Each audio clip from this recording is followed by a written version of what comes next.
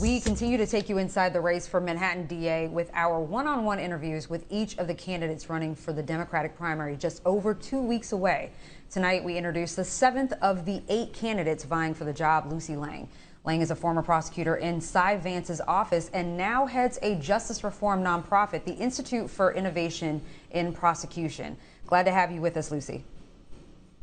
I'm honored to be with you. Thanks for extending the invitation. Okay, so let's just dive in. You served as a prosecutor under Cy Vance's leadership, who you're seeking to replace. How will you lead differently from your former boss as DA? I was hired by Robert Morgenthau. I served the city under 2 DAs, and I have my own vision for the district attorney's office. My campaign is informed by the people most directly impacted by the criminal justice system. Families who lost loved ones to police violence, who've endorsed my candidacy, women who have suffered sexual abuse at the hands of Harvey Weinstein, with whom I built a plan for a new sex crimes unit, and progressive prosecutors from across the country who are doing the work of reckoning with racial injustice in their offices and seeking to dismantle mass incarceration in bringing district attorneys' offices into the next generation. And that's what I intend to do as Manhattan DA. All right, so you've styled yourself as a progressive prosecutor, but some would call you more moderate than the further left-leaning candidates in this race, like Tahani Abushi and Eliza Orlins. Can you tell me how your policies are different from theirs?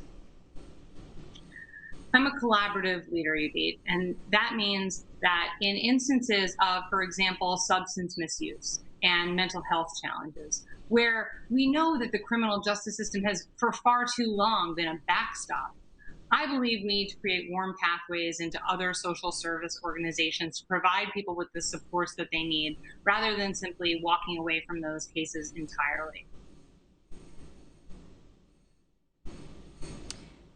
Now, Lucy, many of the candidates in this race are of color and they've come on and they've talked about their lived experiences, which they say make them uniquely qualified to be Manhattan DA.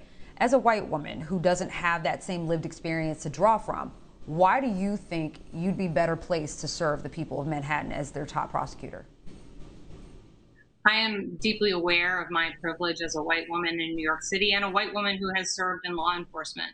And it is partially that led me to create a first of its kind college and prison program to bring assistant district attorneys inside New York's prisons to work on criminal justice reforms alongside incarcerated New Yorkers. Because so many assistant district attorneys and the other staff members who serve in the district attorney's office don't share lived experiences with everyone who comes through the system. And so I have sought to create culture change that seeks to amplify the experiences of the entire range of people who experience the criminal justice system in Manhattan, which of course is one of the most culturally diverse cities in the world. And that's one of its most remarkable strengths.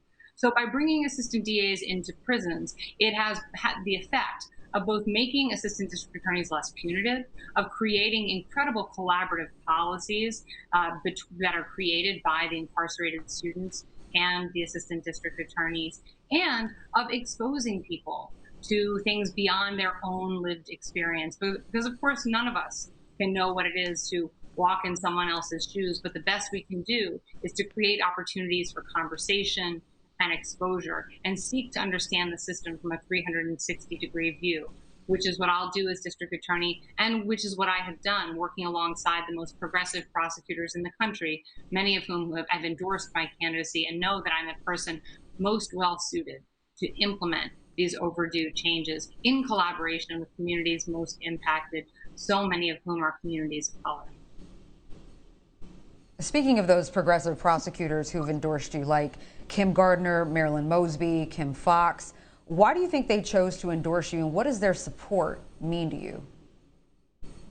I've had the great privilege of working alongside of some of these most progressive prosecutors in the country in implementing the incredibly difficult policies that their communities are calling for. And these are the same kinds of policies that we're calling for here in Manhattan. Increased police accountability, transparency about the work of the district attorney's office, a shrinking of the criminal justice footprint through declining to prosecute particular matters, diverting cases out of the system, and really critically, ending the reliance on the kind of draconian sentences that have both driven mass incarceration and contributed to the generational devastation of Black and Brown communities.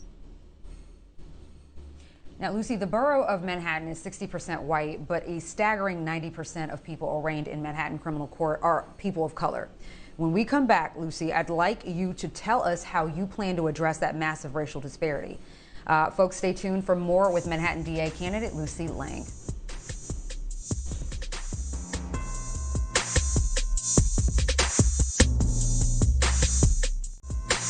To making the case. Still with me is Manhattan DA candidate Lucy Lang. Lucy, before the break, I asked you how you plan to address the massive racial disparities that exist in the criminal legal system in Manhattan. Your response? This should be the top priority issue for the next district attorney, regardless of that person's own identity. As you've laid the facts out, and they are a devastating impeachment of the system.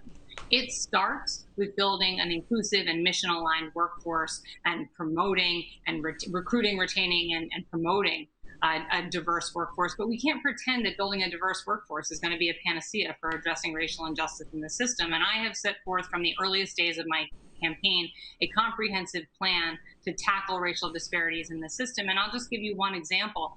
When we undertook a study some years ago with the District Attorney's Office in partnership with the Vera Institute, what we identified in analyzing the data was that the greatest area of disparity wasn't with respect to what someone was charged with when they first came in from the police department.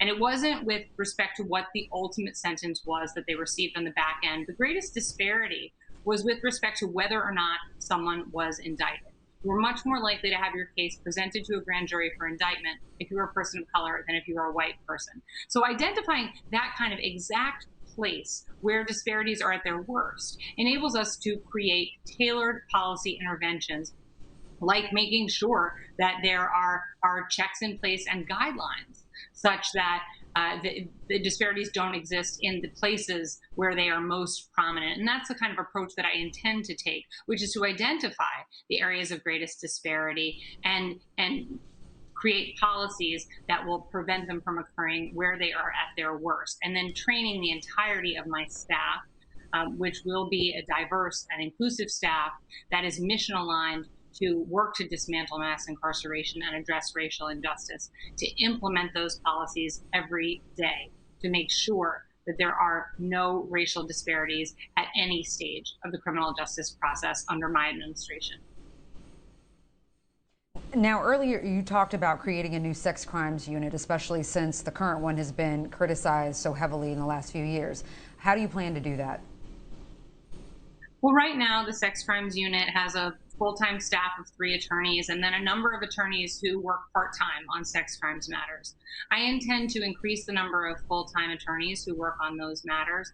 I also intend to hire additional trauma-informed clinical social workers, because so much of what is needed after someone has been traumatized through sexual violence are supportive services that the criminal legal system is not currently positioned to deliver, and really should be in a position to deliver regardless of what the outcome is of a particular criminal case. So I intend to expand wraparound services and build a sex crimes unit alongside survivors of violent sexual crime that puts the experience of victims and survivors at its center by asking them what it is they need, rather than presupposing that the attorneys responsible for investigating and prosecuting the case know in advance what a survivor might need or want as a resolution of the case.